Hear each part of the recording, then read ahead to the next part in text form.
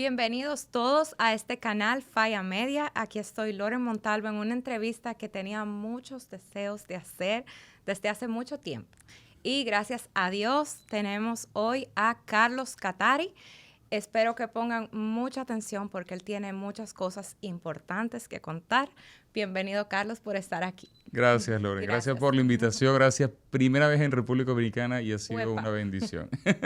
Qué bueno. Ojalá que conozcas República Dominicana. Tenemos áreas muy bonitas. Sí. Especialmente la zona colonial. No se puede perder esa parte. Carlos, yo escuché tu testimonio hace unos años ya, hace muchos años. Y me impresionó mucho el proceso de tu vida. Entonces, cuéntanos. ¿Por dónde comienza mi vida? Por el principio.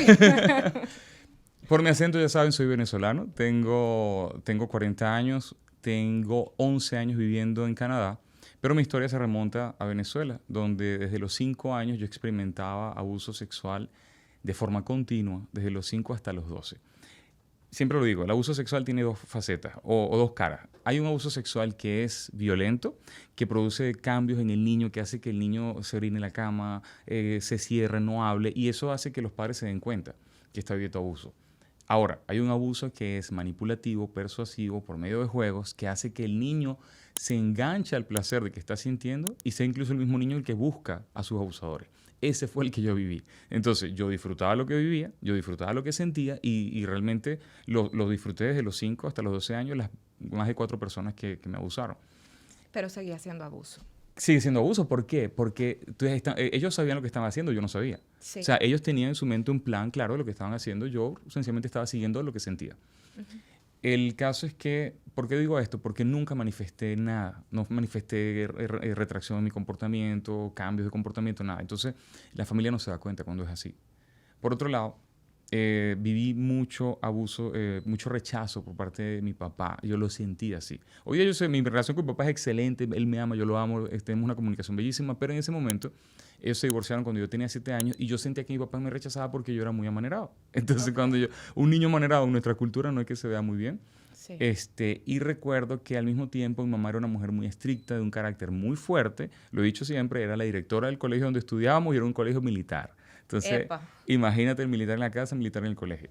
Yo creo que toda esta mezcla a mí me hacía más que todo era sentirme menos que los demás. Entonces yo me comparaba con mis amiguitos, deseaba estar con ellos por causa de todo lo que había experimentado, estaba como esa atracción.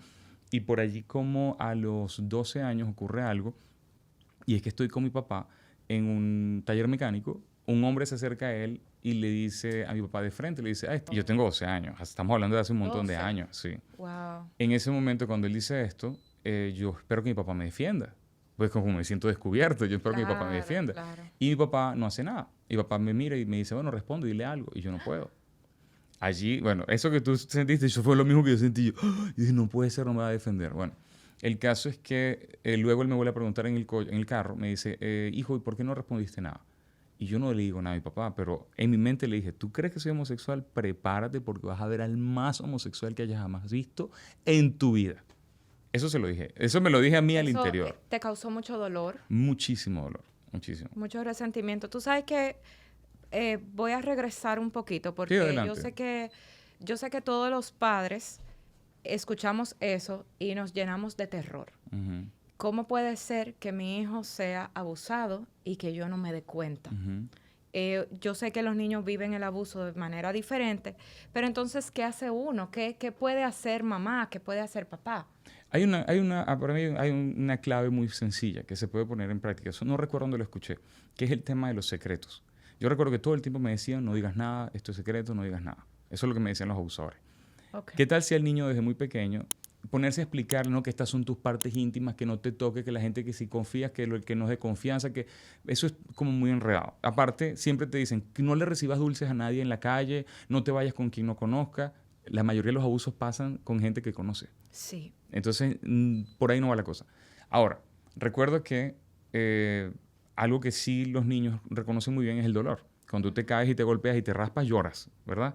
Si en ese momento en que el niño se golpea y se hace una herida, y en ese momento tú le estás hablando, es el momento perfecto para decirle, hijo, mira, hay algo, ¿te duele esto? Sí, hay algo que duele muchísimo más y esos son los secretos. Si alguien se te acerca un día y diciéndote, hijo, mamá, mira, esto es secreto, no digas nada, corre y me vienes y me dices, porque te va a doler muchísimo más que esto. ¿Te duele? Sí, te va a doler mucho más. Y nadie te diga un secreto porque los secretos duelen. Sí. Eso, él puede asociar el secreto con el dolor. Claro. Eso lo entiende. Pero todo el resto de cosas lo entiende uno con una mente adulta, pero ellos no entienden eso. Pero eso lo va a entender. Y eso también nos ayuda a nosotros a no hacer eso con otros niños. O sea, uno a veces lo hace de relajo. Mira, te voy a dar este dulcito, un secretito entre tú y yo. No se puede. Una cosa son las sorpresas. Claro, las sorpresas se develan. Claro. Pero el secreto no. Las sorpresas son algo bueno que esperamos. Bueno, le vamos a tener esta sorpresa a tu otro hermanito. Se va a saber después. Es algo feliz. Algo que no le puedas decir a tu mamá o a tu papá, no. Eso no. Siempre se puede decir todo a mamá y papá. Entonces, eso te pasó 12 años, te sentiste así con tu papá y... Yo recuerdo que en ese momento descubro, a partir de ese momento, como yo le digo, esta es mi historia, ¿okay? Esto no aplica para todo el mundo. Claro. Esta es mi historia y yo recuerdo que en ese momento descubro que tengo de repente un superpoder que me permite mirar a un hombre a los ojos 2 veces, 2 miradas, y ya puedo reconocer que él tiene el mismo deseo que yo y que podemos irnos a la cama. Wow. Así, sin conversación, sin más nada. 1 mirada, 2 miradas. En el mundo gay se le llama esto gaydar, el radar gay. Okay. Entonces era como que yo me la pasaba como un ventilador, mirando para todos lados.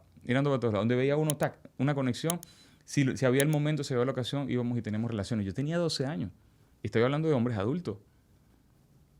Así sin más ni menos. Entonces ya yo disfrutaba lo que sentía y ahora tengo este detector que me ayuda. O sea, para mí yo estaba súper bien.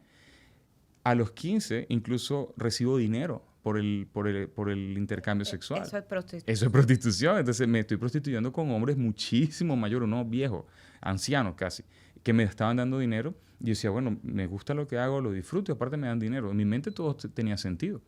Sin embargo, allí yo vivía mucho bullying. ¿Cómo se dice bullying en español? Discriminación, acoso. Se dice bullying igual. Vivía mucho bullying. El caso es que los compañeritos de clase se burlaban de mí, me llamaban, en Venezuela tenemos una empresa que se llama, de jugos que se llama Yuquerí.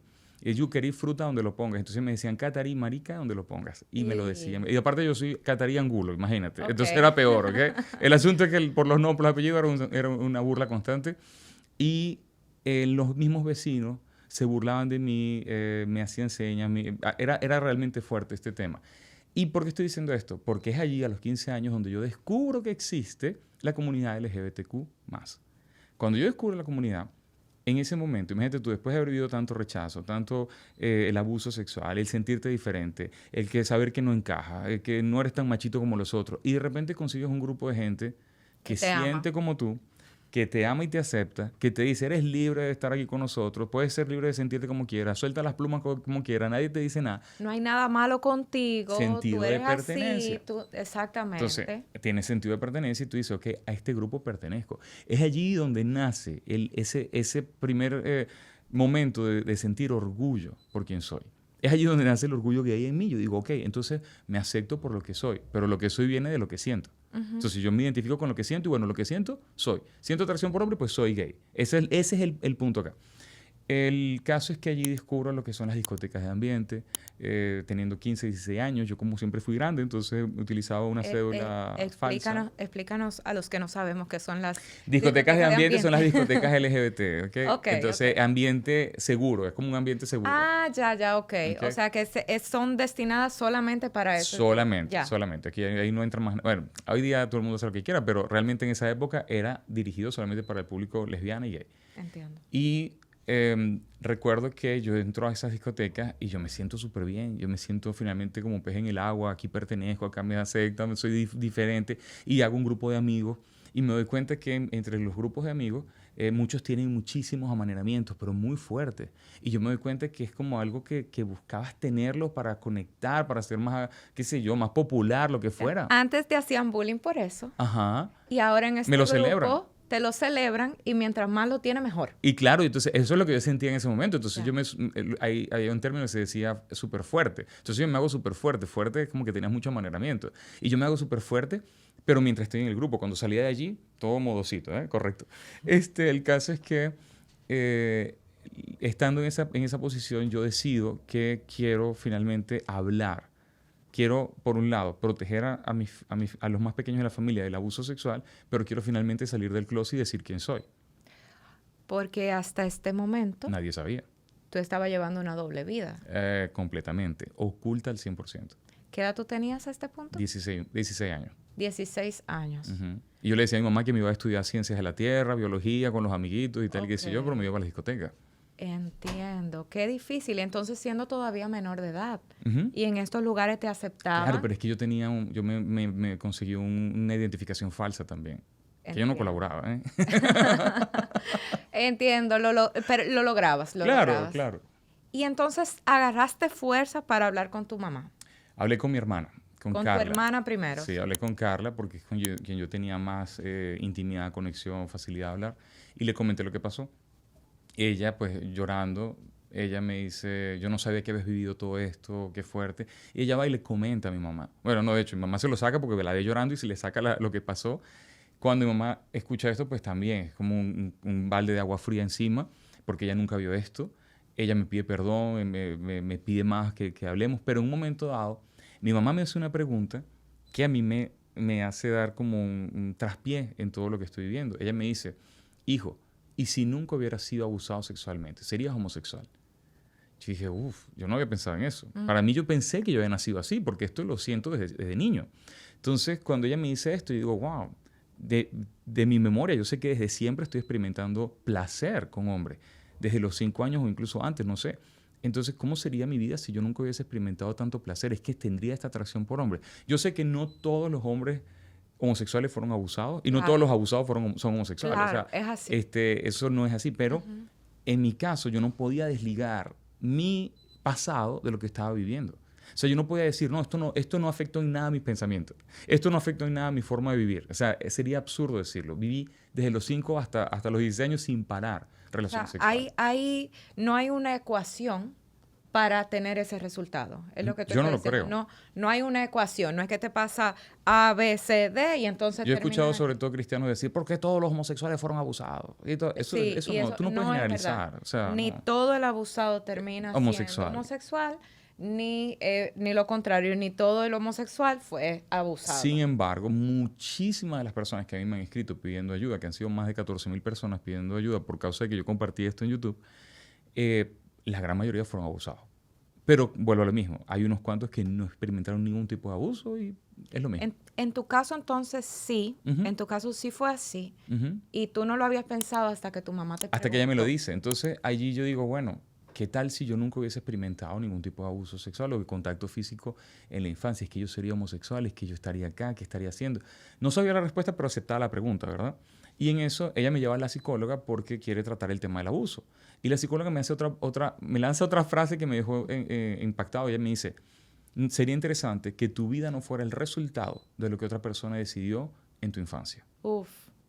Eso me hizo recordar que cuando yo era abusado, de una u otra manera los abusadores me hacían pensar o sentir que yo había sido creado para el placer de ellos. Es como que yo había sido creado para darle placer a los hombres. Entonces, cuando ella me dice, sería interesante que tu vida no fuera el resultado de lo que otro decidió sobre tu infancia, ahí yo me molesté. Y dije, ¿sabes qué? Entonces yo no quiero ser homosexual. Porque yo sentía que dentro de mí, si yo decía, bueno, me acepto, estoy dándole razón a ellos.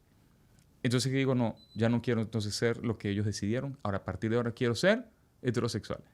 Eso fue lo que se me metió en la cabeza. Lo que tú entendí en ese momento como lo contrario. Como lo contrario. Lo contrario homosexual es heterosexual. Entonces digo, ya ahora mi homosexualidad que la disfruto ya no es así, ahora es una homosexualidad indeseada. Y mi solución para esa homosexualidad indeseada es la heterosexualidad forzada. El problema, y como yo lo he dicho muchas veces, es que para mí, sexualmente hablando, una mujer y una silla era lo mismo. No había nada. No te provocaba nada, nada. No, sí me provocaba algo. Asco. ¿Okay? A mí una mujer me provocaba asco, era asco. Entonces, yo sé que esto puede sonar muy, muy fuerte, pero es como que tú siempre has sido heterosexual y te imaginas con una mujer te da asco. Claro. Ok, entonces a mí una mujer me daba asco. El caso es que, de todos modos, yo digo, bueno, pero me tengo que esforzar porque esa es la dirección, porque no quiero ser lo que decidieron en mi infancia. Y allí me hago de una novia que, como lo he dicho, eso fue no fue un triángulo amoroso, fue un pentágono amoroso, porque ella tenía un novio y terminaron. Entonces después este novio se hizo novio de un muchacho, después yo me hice novio de este muchacho, después me hice novio del novio, después me hice novio de ella. Wow. Entonces un desastre, ¿ok? Pero eso permitía que ella supiera mi historia. Entonces, como que ella aceptaba mi historia y yo le dije que yo había cambiado. Mentira. Realmente yo seguía estando con hombres. El caso es que cuando yo buscaba estar con ella, yo tenía que pensar en hombres para poder funcionar. Y cuando inmediatamente salía de allí, yo lo que quería era correr hacia un hombre porque decía, esto no es lo mío, yo quiero un hombre. Entonces, imagínate tú, un adicto al sexo, que era mi caso, porque aparte de adicción al sexo, la adicción a la pornografía homosexual y todo esto, el caso es que ahora estoy como un adicto al sexo que no tiene paz en el sexo. Estoy con mujeres, no tengo paz, estoy con hombres y pienso, ¿y si yo nunca hubiese sido abusado, estaría acá? Entonces estaba con esa Estaba que pelea mental. no encontraba sitio en ningún lugar. No. En ningún lugar. Y entonces, en este momento, tu comunidad LGBT... Me miran raro.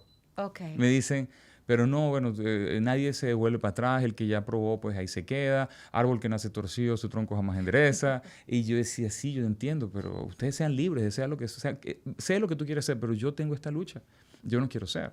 Y me miraban como un detractor. Y yo los entiendo, pero realmente... Como un traidor. Como un traidor.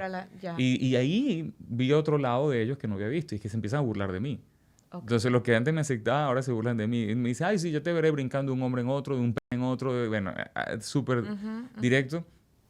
Y yo... Pero y tú veías que era verdad. Sí. Y veías que era verdad porque estaba con esta chica y estabas haciendo lo que ellos te decían que ibas a hacer. Tal cual, tal cual. Pero lo que me sorprendió fue más bien ese de repente verme como un enemigo. Eso fue lo que me sorprendió. Porque pensaba que esta era una comunidad que te iba a aceptar independientemente de... Aunque yo decidiera salir. Entiendo. Ajá. Pero no es así. Entonces, cuando sales... En mi experiencia, pues, no fue así. Ok, un traidor. Entonces, ¿cuánto tiempo duró esa relación? Ok, ¿qué pasa? Yo con esta chica duré unos meses y el caso es que en un momento dado nosotros decidimos ir al cine. Todo esto que estoy contando, yo soy ateo, ¿eh? Yo no creo en Dios, no creo en la Biblia, no creo en nada. Para mí es la sopa de Darwin, el Big Bang, la evolución del mono. A mí el tema religión era absurdo. Éramos católicos no practicantes y de verdad que no sabía absolutamente nada. El caso es que un día voy al cine con ella y cuando estamos camino al cine, recuerdo que unos días antes yo he hablado con un amigo y yo le digo a este amigo, mira, no sé qué pasa. Tengo a mi novia, me estoy graduando de la universidad, tengo trabajo, pero algo me falta, le digo yo a este amigo. Y él me dice, bueno, ¿pero qué te pasa? Y yo le digo, es que no sé, hay algo que me falta. El caso es que a los días voy al cine con ella y cuando llegamos al cine, todas las películas las habíamos visto, salvo la que se estrenaba ese día. Esa película que se estrenaba, resulta que los tickets estaban vendidos desde el viernes hasta el próximo martes. Y dije, bueno, ¿pero qué es esto? Alguien nos escucha y se acerca y nos dice, mira, me quedan 2 entradas para esta película. Yo pensaba que era una película romántica. Bueno, el caso es que él me dice, me quedan 2 entradas para esta película. Y yo le digo, bueno, te los compro. Y él me dice, es que ustedes son cristianos. Y yo le digo, ¿qué es eso? Y la muchacha que estaba conmigo le dice, no, somos católicos. Y yo, somos católicos. Yo no sabía nada, Loren. Yo no sabía que era católico o cristiano. Yo no sabía nada. Que ni que había diferencia, nada. Nada. Es que ni siquiera nunca había escuchado la palabra cristiano. Okay. Entonces, él nos vende los tickets y entramos. Y el muchacho nos miró como raro. La película romántica en cuestión, que yo pensaba que era un romance de un hombre con sus mujeres, era La Pasión de Cristo. Para mí el término pasión era pasión como yo la conocía. Claro. Entonces yo no entendía más nada. Para mí, bueno, la pasión de Cristo. ¿Será que Cristo tenía unas novias? No sé. Entonces yo voy en esa mentalidad a ver la película. Nos toca la fila delante de la pantalla porque era el único espacio que estaba disponible. Y yo aquí, en primera plana, veo todo lo que Jesús sufrió. Y sin que nadie me explique, que esta es la parte interesante, sin que nadie me explique, yo entiendo que Él está haciendo eso para darme una nueva vida. Y dije, yo quiero eso. Ya yo quería una nueva vida. Ya yo quería cambiar mi vida. Y este hombre hizo esto para darme una nueva vida. Yo quiero. ¿Qué tengo que hacer? Y yo salgo de esa película como un evangelista loco, sin saber lo que era el evangelio, sin saber nada. Yo empiezo a decirle a todo el mundo, vayan a ver la película. ¿Tienes algo de esa película? Tienen que ver esa película. Como un loco. Y la gente me decía, no, yo he visto mejores producciones de Mel Gibson. Yo digo, no es la producción, es el mensaje. Algo tiene esa película. Yo no sé qué tiene, pero anda a ver la película. Hasta que un día se lo dije a una vecina.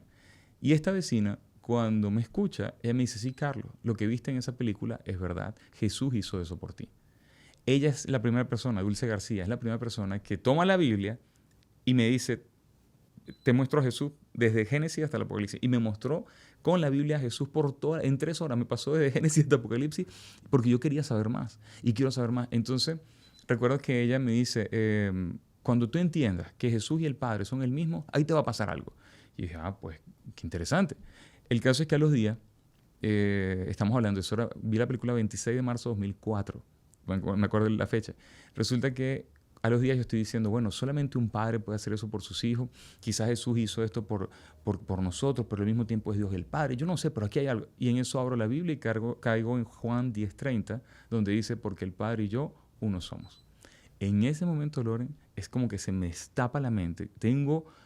Me pongo a llorar y tengo mi conversión, lo que los cristianos entendemos como conversión. Es como que pasas a algún estado, una transformación al interior de ti.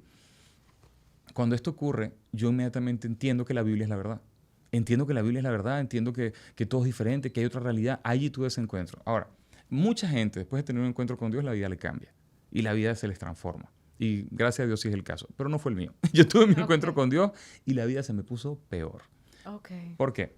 Porque en ese momento, cuando esta señora me lleva a su iglesia es una iglesia de corte hipercalvinista, una iglesia extremadamente legalista, una iglesia donde en lugar de enfocarse en lo que Dios había hecho por nosotros, era más bien se enfocaban en decirnos lo que nosotros teníamos que hacer por Dios y caemos en las reglas. Y yo me acuerdo que yo llego y le digo al pastor, porque no conozco nada, le digo, bueno, pastor, mire, le comento, pues yo fui abusado, yo soy homosexual, me gustan los hombres, pero no quiero serlo, soy adicto a la pornografía, soy adicto al sexo con hombres, tengo sexo con esta muchacha, pero no quiero tenerlo, miento, robo, y le digo todas las listas, y el pobre pastor me miraba así como, ¿y ahora qué hago con este?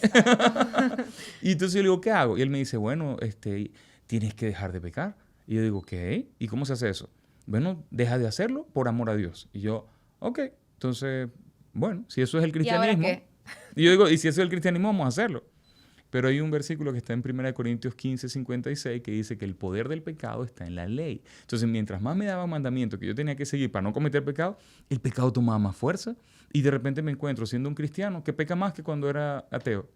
Y entonces encima de eso probablemente antes lo hacías y no te sentías mal y ahora... la culpa que viene por la convicción del Espíritu. Exactamente. Bueno, o sea, ahora es peor, mucho peor. Es mucho peor. ¿Por qué? Porque antes yo hacía lo que me daba la gana y ya. Yo tenía como una convicción de que no quería que mi vida fuera el resultado de otra persona, pero en este momento tengo una convicción de que estoy haciendo mal. Y recuerdo que el pastor me dice, bueno, tú sabes que la Biblia dice que esto es pecado, que lo que está aquí en la lista, 1 Corintios 6:9, todo eso es pecado. Y yo le digo, bueno, pero de todos modos ya yo quería cambiar, ya yo no quería ser homosexual. Entonces, ahora que creo en la Biblia y que me quiero poner en acorde con la Biblia, pues, ¿qué tengo que hacer? Y él me decía, bueno, tienes que dejar de ser homosexual.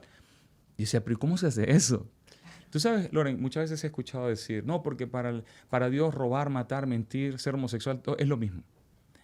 El pecado realmente, todo pecado es lo mismo porque viene de una misma ley. Pero la persona que escucha eso y es homosexual, esa persona no lo entiende. No, porque para ellos la homosexualidad es su identidad. Es identidad, exactamente. Entonces, ellos resumen toda su persona en eso. Pero es que así lo vivía yo. Exacto. Entonces, cuando tú le dices a una persona, mira, para de mentir, tú no le estás hablando a ellos de toda su identidad. Hablando de acciones, de hecho. Estás hablando de acciones. Y es demasiado interesante escucharte porque, por ejemplo, para otro amigo que tengo, Junior, este versículo lo que le hizo entender a él fue precisamente eso. Que él no iba a ir a... Yo tuve una conversación con él y él dice, cuando yo vi la homosexualidad con otras conductas, yo entendí, es que yo no soy eso. Entonces, si en la Biblia está puesto como parte de una conducta, entonces esto está fuera de mí, no adentro. Oh, él lo entendió así. Él lo entendió así. ¡Qué maravilla, Junior! Sí, él yo dijo, no lo entendí así. Entonces eso no está dentro de mí, eso está afuera. Y por eso, para él, eso fue parte de su ayuda de poder cambiar. Bueno, mira. Por eso es que me encanta escuchar, porque Dios trabaja de maneras tan diferentes y lo que funcionó para él no funciona para ti, como lo lees tú, no lo lee él. Entonces, tu camino fue totalmente diferente. Para mí yo me sentía, yo lo que sentía era que Dios me rechazaba por quien yo era. Porque aquí está el punto. No conozco el primer homosexual que haya decidido ser homosexual. Todos descubren. En un momento dado tú descubres. Por eso viene la pregunta, es que se nace, se hace, pero es porque descubres. Tú dices, bueno, esto lo tengo, soy así. Entonces, cuando Dios me dice, no, que esto es pecado, yo decía, pero entonces el que roba puede dejar de robar, el que mata puede dejar de matar. Pero ¿cómo dejo yo de ser? Yo soy esto, yo siento esto, yo no pedí esto. Entonces me estás juzgando por algo que yo no escogí. Entonces, en tal caso, ayúdame a cambiar. Y ahí es donde empiezo yo a pedirle a Dios, cámbiame. Y parece que mientras más le pedía, más me gustaban los hombres. Entonces yo decía, me juzgas por algo que yo no escogí, que no decidí, lo consideras pecado, pero tampoco me cambia. Era horrible, Loren. Yo Un Dios viví un injusto. infierno ahí en esa iglesia. Era un Dios de juicio, de injusto, de condenación, de castigo. Entonces, cada vez que yo me enamoraba de alguien, entonces yo sentía el miedo de que se venía el juicio sobre mí. Hasta que un día, de hecho, a los 3 meses de estar a los 3 años de estar en esta iglesia, 3 años, en una tragedia mi hermana muere. Y mi hermana Carla, con quien yo tenía una super relación, ella muere en un accidente. Y yo me molesto con Dios. Y yo le digo, tú no eres tan buen Dios como tú dices. Tú no me protegiste en la infancia, no protegiste a mi hermana, no me quieres cambiar, y eso que te estoy pidiendo para ser agradable a tu palabra, porque eso es lo que yo pensaba. Yo creía que Dios quería que yo cambiara. Eso es lo que yo pensaba. El caso es que me molesto con Dios y me voy de la iglesia. Cuando me voy de la iglesia, yo me voy molesto con Dios, yo rechazo a Dios, pero yo sé que la Biblia es la verdad. Que yo quiera o no quiera, la Biblia ya era la verdad. Entonces, digo, bueno, estoy molesto, pero yo sé que no puedo negar la palabra. Entonces me voy al mundo, me voy en la depresión, en el duelo, porque es muy fuerte. Me voy al pecado, pero más a fondo, a prácticas sexuales, pero pues, ni te imaginas. El caso es que allí en ese punto conozco a un chico. Y este chico es el primer extraterrestre, igual que yo, que también quiere cambiar. Yo no conocía a nadie que quisiera cambiar. En ese momento, todos los que conocía, pues O disfrutaban. era cristiano evangélico, o no tenía esa orientación, o era parte del colectivo, Sí, yo no conocía, disfrutando siendo del parte exacto, del colectivo. exacto, o era la gente en la iglesia o eran los que estaban disfrutando en el mundo en función de lo que sentían. Y como lo dije al principio, yo vivía por lo que sentía hasta los 16 años, que entonces lucho contra lo que siento. Llego a la iglesia y sigo luchando contra lo que siento. Entonces ya no disfruto lo que siento, ahora lucho contra lo que siento. Y me consigo con alguien que está en la misma posición. Y yo dije, bueno, entonces, pues, salgamos juntos y buscamos salir de esta situación juntos. El problema es que él no era cristiano. Y yo dije, ni loco le hablo de Jesús, porque si se convierte me deja. Entonces, yo no le quise hablar de Jesús, pero finalmente, bueno, hablamos, el muchacho se convierte y empezamos a ir a la iglesia juntos, tratando juntos de salir. Fuimos a hacer terapia, tratando de cambiar. Eso fue un peregrinaje de 7 años con él. Duramos 7 años juntos, de noviazgo, queriendo cambiar y creo que por el que estábamos en la misma línea, por eso duramos tanto tiempo. Allí en esa posición, recuerdo que me cambié de iglesia, me fui a una iglesia gigantesca de 5,000 miembros donde nadie me veía ni me conocía.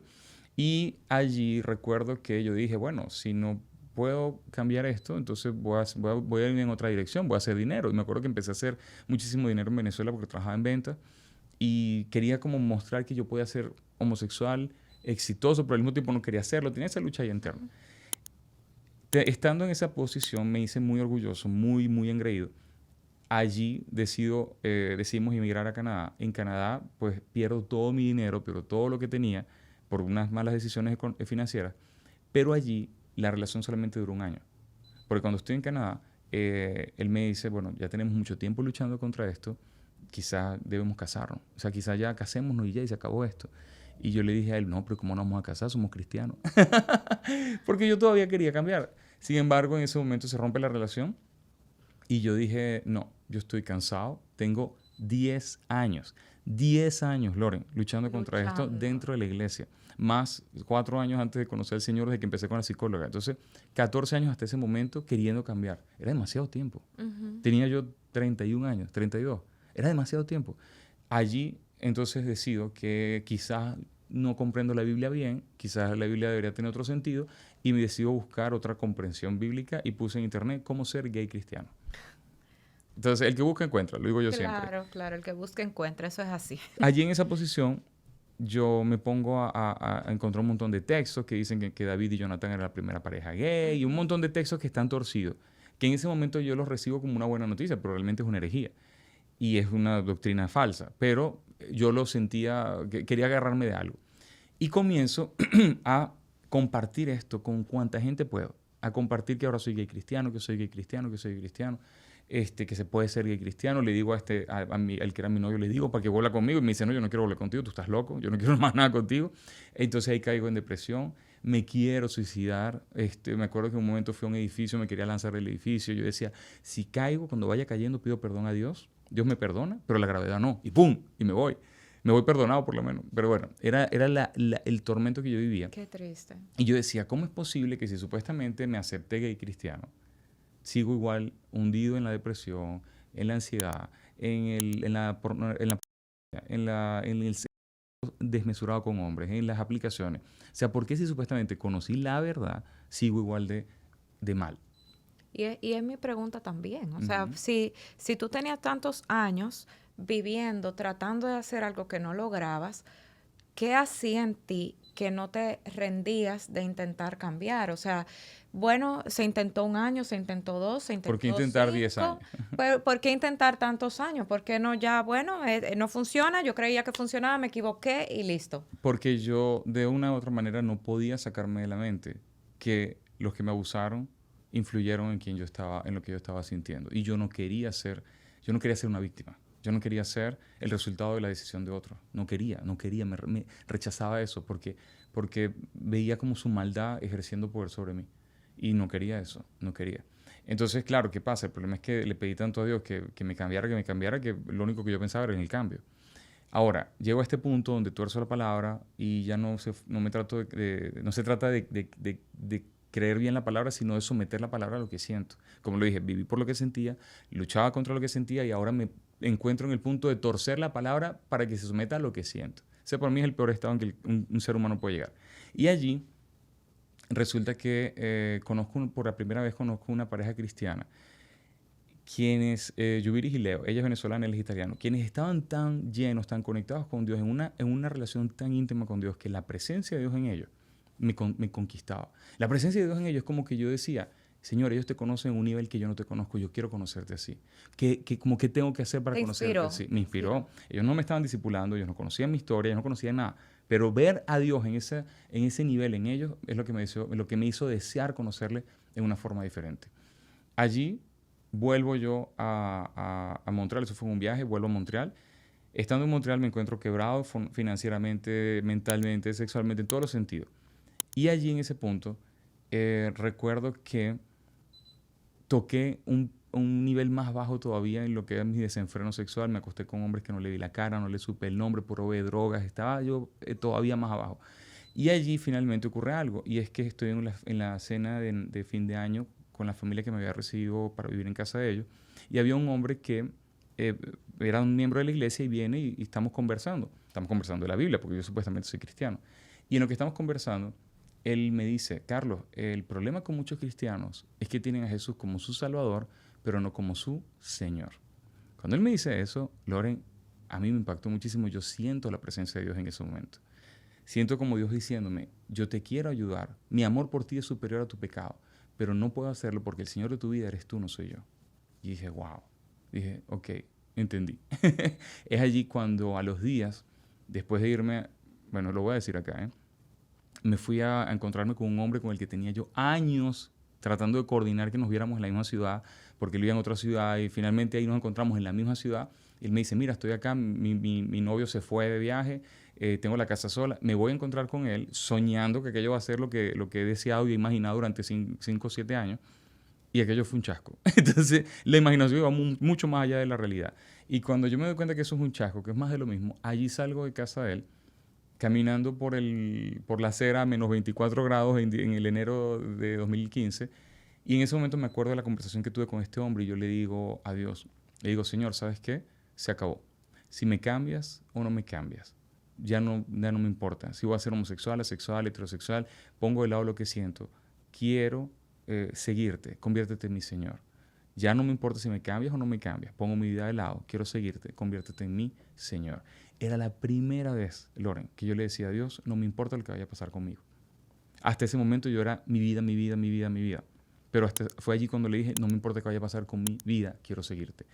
Mateo 16:25 lo dice, el que quiera guardar su vida la perderá, el que la pierda por causa de mí la encontrará. Resulta que todo el tiempo que yo estuve pidiéndole a Dios por mi cambio, yo estaba enfocado en mi vida y yo no lo sabía. Y enfocado en mi vida la perdí. Y ya ahí la oración, el deseo, el anhelo, ya no era cámbiame de ser homosexual a heterosexual. No. Sino cámbiame a ser siervo tuyo, quiero conocerte, quiero estar contigo, quiero seguirte. Sí. Es una oración muy diferente. Total. Muy diferente. De hecho, la gente me dice, Carlos, pero es que yo quiero cambiar como tú cambiaste. Es que yo no cambié. Yo lo que hice fue rendirme. Y resulta que ese deseo de cambio era tan fuerte que se había convertido en un ídolo. Yo no buscaba a Dios por quien Él era, yo buscaba a Dios para que me cambiara. Y durante años lo único que yo le decía era cámbiame, como un loco. Hasta que le rindo el deseo de cambiar y me enfoco en conocerlo a Él. Allí a los 3 días, resulta que estoy en casa, y esto siempre lo digo, esta es mi historia, esto no aplica para todo el mundo. Claro. El que vive siendo homosexual y lo disfruta, pues ese es su vida, ese no es eso. Mi caso es que yo no tenía paz en el corazón. Pero entonces, después de haber rendido este ídolo, a los 3 días yo estoy en la casa donde vivía y ellos están escuchando unas prédicas. Las prédicas están súper interesantes. Ellos me dicen, mira, esta es la prédica. Me voy a la habitación, empiezo a escucharla. Cuando estoy escuchando esto, yo me llama la atención porque habla acerca de Dios, del amor de Dios, de la presencia de Dios, de su persona. Y yo escucho y digo, wow, qué fuerte, digo, qué interesante. No es acerca de mi destino, mi propósito, no, es acerca de Dios y de su amor. Entonces, yo quiero escuchar más. Y pasé 7 horas escuchando prédica. 7 horas, cuando yo no escuchaba ni 30 minutos. Después de escuchar esas 7 horas de prédica, resulta que el pastor en un momento dado, él habla de algo que yo nunca había escuchado. Y por eso dije que al principio yo era de corte hipercalvinista, porque los hipercalvinistas no hablan de espíritu ni de demonio, ni siquiera Espíritu Santo tiene mucha parte allí. O sea, no lo dejan, no se mueve nada ahí, ¿okay? No pasa nada, la gente ni siquiera aplaude, eso no pasa nada, ¿okay? Entonces, es la primera vez que yo estoy escuchando un término que nunca había escuchado. El pastor habla acerca de la homosexualidad como un espíritu. Yo digo, ¿pero qué es eso? O sea, ¿cómo es? Si yo tengo 7 años pasando por psicólogo, me va a venir a decir que hay que espíritu. Bueno, dije yo, pero él lo dijo. Y por otro lado, él habla del alineamiento, de alinear tu cuerpo, tu alma al Espíritu Santo. Y yo dije, al final, y dije, bueno, voy a hacer un mix ahí de lo que yo escuché, voy a hacer una oración. Y lo repito, esto no aplica para todo el mundo. Esto es mi vida, esto es lo que yo hice. Tu experiencia así, mira, vivida. yo sé que yo era ciego y ahora veo. Es lo único que yo cuento lo que viví, cómo lo dije y qué fue lo que pasó. El caso es que yo me acuesto y hago una oración y digo, Señor, voy a hacer una oración. Y dije, en el nombre de Jesús yo alineo mi cuerpo, mi alma, mi Espíritu Santo. Yo echo fuera este espíritu de homosexualidad que me quiso destruir toda mi vida. Restauro el diseño original por el cual tú me creaste y oro por mi esposa y por mis hijos en el nombre de Jesús. Amén. Yo dije, ¿qué acaba de pasar? ¿Qué es esta oración? Por todo lo que te he contado entiendes que no soy un hombre de oración. No era un hombre de oración ni un hombre de nada. El caso es que sale esto y dije, ¿qué pasó? O sea, ¿de dónde salió esta oración? Inmediatamente sentí como si un switch me fue pasado acá en el pecho, como una llave. Y digo, aquí pasó algo. Agarro mi teléfono, que era una biblioteca de pornografía homosexual, y me doy cuenta por la primera vez que no siento nada. Allí dije, estoy viendo esto y digo, no siento nada. Esto que sentía, ese deseo, esa atracción, ese impulso sexual, no siento nada. Y ahí escucho en mi mente, mi primera vez escuchando a Dios, diciéndome, ahora ve y cuenta a todos lo que Dios hizo por ti. Una cosa sobrenatural. Totalmente. Y otra persona podría decirte, eso parece una cosa de locos. Tienes razón. Esto parece una cosa de loco, una persona literalmente oyendo una voz, haciendo una oración, creyendo que una cosa ¿Qué tú le dirías a una persona que piense así? Que la electricidad está rodando por todos lados, pero para verla, para saber que está allí necesitas electrocutarte. Dios está allí en todos lados, necesitas conectarte para realmente experimentarlo. Si cuando metes los dedos en el enchufe y te electrocutas, sabes que había electricidad, pero no la puedes ver. Con Dios es lo mismo. Esta es una experiencia que necesitas vivir. Es la realidad de Dios, la verdad de Dios. Eso necesitas vivirlo. Pero recuerda algo. Yo llegué a esta oración y a esta posición de abandono porque sentí que Él me amaba a pesar de lo que yo estaba haciendo. Cuando días antes este hombre me dice que Él era mi Salvador, pero no era mi Señor, yo siento el amor de Dios por mí. Y es ese amor lo que me dice, ok, me voy a rendir a ti. Te entrego mi corazón. Ese para mí fue el punto clave. Fue sentirme amado a pesar de lo que yo estaba haciendo. Porque había conocido siempre un Dios de condenación. Pero ahora Dios me está diciendo, yo te amo, te quiero ayudar, pero no puedo porque tú no me dejas. Y yo dije, ok. Fue a los días que me rindo el corazón. Entonces Él mismo me lleva a escuchar estas prédicas, termino haciendo esta oración que no sé de dónde sale, y luego entonces experimento esto. Pero no lo estoy buscando yo. ¿Me explico? O sea, ya no era yo buscando el cambio, no, ya yo he renunciado a todo eso. Mi único deseo era conocerlo. Pero hay un versículo que lo dice, haz del Señor tu deleite y Él dará los deseos de tu corazón. Yo nunca me enfoqué en hacer de Él mi deleite era mi vida. Pero cuando me enfoqué en Él, entonces Él dio lo que mi corazón deseaba. Y entonces pasó todo eso y luego entonces, ¿cómo fue tu vida? Ya todo cambió, todo diferente, todo... Hay algo que pasó luego, pero es que es tan escandaloso que no lo quiero decir acá. Okay. Porque es demasiado escandaloso. Yo tengo mi testimonio en YouTube, escribí un libro, se llama Inexplicable, por Carlos Catarilla, y lo puedes revisar. Pero es como que se me cayó el velo de los ojos de lo que era la intimidad con hombres. Veo lo que era el sexo hombre-hombre, pues el sexo por detrás. Eso no es un secreto. Pero es como que vi todo esto y dije, uy, no puede ser. Yo no quiero seguir haciendo esto. O sea, esto no... Y es como que yo nunca había visto eso. ¿Y por qué estoy diciendo que esto es importante? porque hasta ese momento yo había tenido intimidad sexual con más de 600 hombres durante toda mi vida y había visto más de 20 años de pornografía. Entonces, ¿cómo es que nunca había visto eso? ¿Cómo es que no había visto la parte que, bueno... Como que tú no lo habías analizado. Que el sexo entre hombres es sexo por atrás y que por atrás salen los excrementos. Y es como que yo no había visto eso y de repente lo veo. Y cuando veo eso dije, no, yo no quiero más esto, yo no quiero más esto, yo no quiero más esto. Y allí es como tener... una cosa es no sentir atracción, pero otra cosa es tener asco del sexo anal. Eso para mí, es que el sexo anal era el pedestal para mí. Y entonces allí se cayó todo. Y dije, ok, no quiero más esto. No pasé de la homosexualidad a la heterosexualidad, pasé de la homosexualidad indeseada a Jesús. Esa fue mi transferencia. Pasé a Jesús y allí lo único que me enfoco de ahora en adelante es a conocerle a Él y le digo, yo quiero conocerte de nuevo, quiero conocerte a ti, Padre, de nuevo, quiero conocerte, Espíritu Santo, de nuevo. Muéstrense de nuevo como ustedes son realmente. Y ahí el Señor me empieza a mostrar acerca de su perdón, acerca de la vida en el Espíritu, de la nueva criatura, un montón de comprensión bíblica que yo no comprendía nada, pero realmente se me revela todo. Y Él empieza a trabajar con mi corazón, a sanarme las heridas del abuso, las heridas de todo, el rechazo de mi padre, todas las cosas las fue sanando. Y yo comprendí que sí, yo había vivido un milagro y que el milagro había sido realmente indudable, pero que si yo no me trabajaba en cambiar la forma en que yo pensaba para pensar de mí ahora como Él pensaba, entonces yo podía volver atrás. ¿Qué quiero decir con esto? Una de las cosas que hemos siempre escuchado es que Jesús es el Salvador del mundo, que Él perdonó a la humanidad de sus pecados. Pero si tú dices, ok, tú me perdonaste, te perdoné tus pecados, pero tú sigues atormentándote con tus pecados o sigues atormentándote con los errores que has cometido, entonces no estás aceptando realmente su perdón. Y eso es lo que me pasaba. Yo estaba en la iglesia y yo sabía que Él me había perdonado, pero yo vivía todo el tiempo recordando las cosas que yo hacía y las cosas que yo había hecho y las cosas vergonzosas que había hecho, porque hice un montón de cosas. Y eso estaba todo el tiempo dando vueltas en mi cabeza. Y una de las cosas que el Señor me hace comprender es que su perdón no solamente puso una X sobre mis pecados, sino que su perdón nos deja como si nunca hubiésemos hecho nada de lo que hicimos.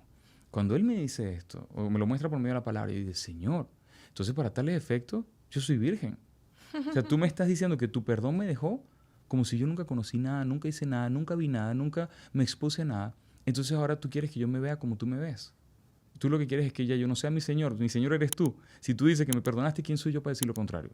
A partir de ahora yo me voy a ver como si yo no tengo pasado. No porque no lo cometí, sino porque tú lo llevaste. Porque tú te vestiste de mi culpa para vestirme a mí de tu inocencia. Ese es el cristianismo. Ese es el mensaje de salvación. Lo que Él hizo por nosotros. Que el asunto no depende de nosotros, no, sino que depende de Dios. Yo sé que tu proceso luego de eso fue mucho más largo. Y yo les animo a todos a ver la historia de Carlos. Él tiene un canal de YouTube, vamos a poner aquí los links. Instagram. Tiene Instagram, sobre todo Instagram, que ahí maneja toda la parte de su proceso. Y les animo mucho a ver todo eso. Es un contenido muy interesante. Para ir cerrando, Carlos, cuéntanos cómo está tu vida hoy. O sea, ahora pasó toda esa cosa, pasó toda esa historia, toda esa transformación. ¿Cómo estamos ahora? Bueno, esto es que vuelvo al punto. Yo solamente me enfoqué en conocerlo, en seguirlo, en llenarme de su palabra, en alinearme con lo que él decía, no discutirle. Si él decía que yo era perdonado. Si él decía que soy una nueva criatura, pues soy una nueva criatura. No discuto. Empiezo a realmente someterme a la forma de pensar de Dios acerca de mí por medio de la palabra. Y resulta que al año de ese encuentro, un día pues sentí que tenía atracción por mujer. Pero no atracción, es como que veo a las mujeres y las veo diferente, como que existen. O sea, no son nada más no son asco. No, las veo y digo, aquí pasa algo. ¿Qué estoy pasando? ¿Que estoy viviendo una pubertad tardía o qué? Y en eso, bueno, le pregunté al Señor si yo algún día iba a tener una esposa y qué iba a sentir ella. Y el Señor me dio una visión, y en la visión fue una cosa explosiva. Y dije, Señor, yo quisiera tener relaciones con la que va a ser mi esposa. 3 años después conocí a la que es mi esposa. Ya tenemos 5 años casados. Ella hoy día está embarazada. Estoy viviendo una sexualidad que no tiene nada que ver con lo que experimenté en el pasado ni cerca. Y estamos esperando nuestro bebé porque está embarazada de gemelo. Pero, nuevamente, no era ese el objetivo. El objetivo no era casarme, el objetivo no era ser padre, el objetivo no era nada de eso. De hecho, y con esto quiero cerrar, ¿cuántas veces me decían, el diseño original es hombre y mujer, hombre y mujer? Yo entiendo, realmente, biológicamente es evidente. Ahora, el problema es que yo lo dije, tenía asco de la mujer. Para mí volver del hombre a la mujer era una cosa imposible. Hoy día comprendo que el verdadero diseño original que se rompió cuando Adán y Eva pecaron no fue la unión entre el hombre y la mujer, porque después de pecar ellos se separan. Después de pecar ellos se unen, no son ellos los que se separan. O sea, ellos pecan y se unen y tienen hijos. Y lo que se rompió fue la unión entre Dios y la humanidad. Cuando se restaura el diseño original es porque se vuelve a Dios, se vuelve al Padre en el perdón que Jesús te da y te da una nueva vida para que la camines ahora con Espíritu Santo. Entonces, volver al Padre en Cristo Jesús y dejarse guiar por Espíritu Santo es el retorno de la humanidad al diseño original. Si llevamos a las personas ahí, entonces Espíritu Santo se encarga de poner todas las cosas en el orden que Él quiera porque la persona está rendida a Él. Y eso fue lo que me pasó. Yo no podía en ninguna manera tener atracción por una mujer. Y de hecho, te soy honesto, no tengo atracción por mujeres. Yo no soy heterosexual, yo soy mi esposa sexual. A mí lo único que me gusta es ella. Entonces, pero eso lo hizo Dios. Yo no estaba buscando nada. Y lo que estoy viendo hoy día es una evidencia de haberle entregado el corazón a Jesús. Carlos, gracias. Muchas gracias.